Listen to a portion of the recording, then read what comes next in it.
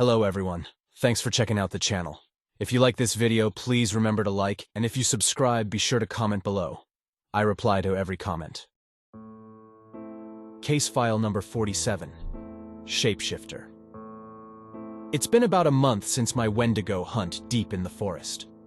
I still have nightmares about its flesh hanging off the skeletal frame, the clicking of its elongated jaws, and its sunken, soulless eyes. But those nightmares have only strengthened my resolve to keep hunting these things, bringing them into the light. Which brings me to my latest case. Reports of a shapeshifter terrorizing a small town on the border of Arizona. I loaded up my truck with silver bullets, wolfsbane, and consecrated iron blades. Shapeshifters are cunning, but they all have weaknesses. On the long drive, my mind drifted back to that isolated cabin in the woods, the little bodies strewn around like discarded meat. If I had only arrived sooner, could I have saved them from the Wendigo? No time for regret. The best I can do now is prevent this new monster from claiming innocent lives. As I pulled into town, I could see people peeking warily through shuttered windows. An eerie silence hung over the streets, broken only by a coyote's lonely howl. The shapeshifter was here, hiding in plain sight. The killings seemed random. It could take any form, strike anywhere. People didn't feel safe, even in their own homes. It had them paralyzed. My sweep of the area eventually led me to a ramshackle barn on the outskirts of town. Locals said strange noises emerged at night. I approached cautiously, silver knife glinting in the moonlight. A rank animal stench hit my nose through the cracked doorway. Hay and dirt shifted under my boots as I entered the barn, flashlight beams scanning the darkness. There, in the back, a hulking figure hunched over the partially eaten carcass of a calf. It sensed me and reared up with an inhuman roar, revealing a misshapen half-man, half-beast form. Coarse hair, elongated limbs, and jagged teeth glistening with blood. It moved with a jerking, unnatural gait, circling me. I fired a few rounds, striking its torso, but seemingly only enraging the beast. It leapt, claws swiping, and I barely dodged out of reach. This was no mindless monster. There was an intelligence in its eyes. It was toying with me. We danced the deadly dance, my knife and gun against its razor-sharp claws, until I finally managed to land a bullet through its eye. It stumbled, morphing rapidly between forms: wolf, bear, big cat, human, before reverting to its gruesome true form in death. I severed the head and burnt the remains just to be safe. As I soaked in a hot shower back at the motel, washing the creature's fetid stench from my skin, I felt that familiar sense of relief. I may still have ghosts that haunt from cases past, but laying to rest even one of these monsters means countless innocent lives saved. Though the evil lurking in the shadows can take many forms, my duty remains the same: bring it into the light. But this hunt left a pit in my stomach. Something still felt off. Reports continued to filter in of people going missing, animals mauled, strange sightings. Had I failed? Was there a second shapeshifter? I decided to stay in town a few more days to investigate. The local diner was buzzing with hushed discussion of the killings. Folks seemed relieved the mutilated remains had stopped showing up, but still jumped at every stray noise. I grabbed a booth to listen and observe for anything useful. The bell rang, and in walked what appeared to be a middle-aged ranch hand, his worn boots and dusty hat marking him as a local. He greeted the other patrons by name, making easy small talk as he sat at the counter and ordered some food. But something about his smile seemed cold and predatory. The fine hairs on the back of my neck stood up. Why did his presence put me so on edge? I nursed my coffee slowly, watching him joke and chat with the waitress. His laughter never seemed to reach his dark eyes. The man finished his meal, paid his check, and strolled out into the night. I left a few bills on the table and followed discreetly, hand resting on my concealed knife. He led me to the edge of town, then suddenly darted off the road into the brush. I pursued cautiously, wondering if my paranoia had led me astray.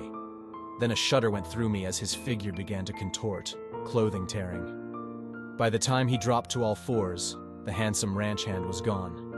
In his place crouched a huge coyote, its eyes flashing as it turned to face me.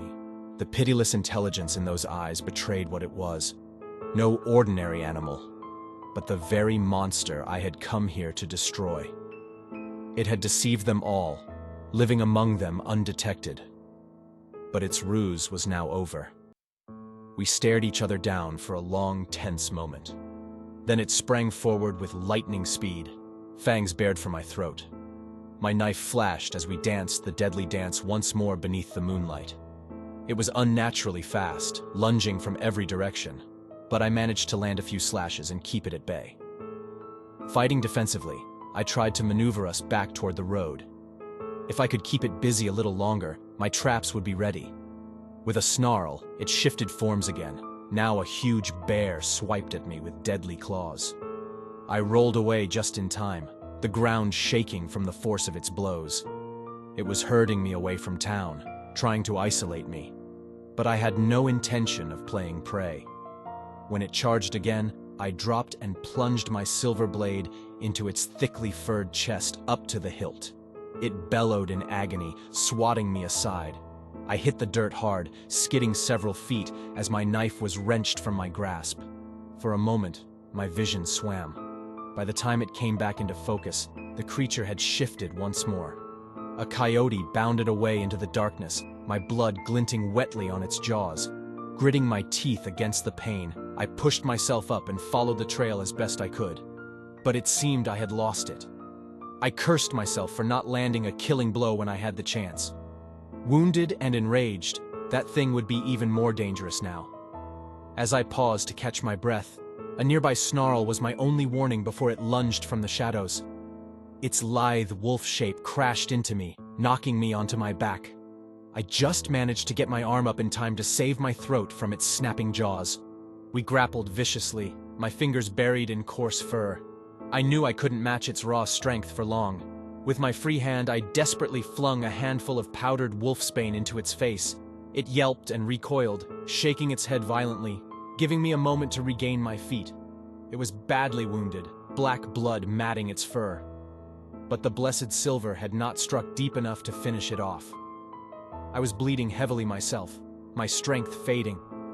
As it recovered and turned on me with a snarl, I knew I had one chance left. I broke into a desperate sprint toward town, praying my trap was ready. The shapeshifter pursued, driven into a frenzy by pain and the intoxicating scent of my blood. My lungs burned as I pushed my flagging limbs to their limit. Relief flooded through me at the glow of streetlights ahead. I risked a glance back. A massive mountain lion was mere feet behind, ready to pounce and break my neck in its jaws. With my last dregs of energy, I dropped and rolled sideways. A guttural yowl of frustration echoed through the night as the creature leapt right into the concealed pit lined with silver spikes. I staggered to my feet and approached the edge, clutching my torn shoulder. At the bottom, a hideous amalgamation of animals thrashed and wailed, impaled on all sides. But its eerie, intelligent eyes still fixed on me with hatred. My hand trembled from pain and exhaustion as I took aim with my revolver. In the echoes of the final shot, the town seemed to collectively exhale. I rinsed the dirt and blood off my skin back at the motel, breathing deeply for what felt like the first time in days. Though my own hunting left scars, being rid of that thing would let the townsfolk finally rest easy again.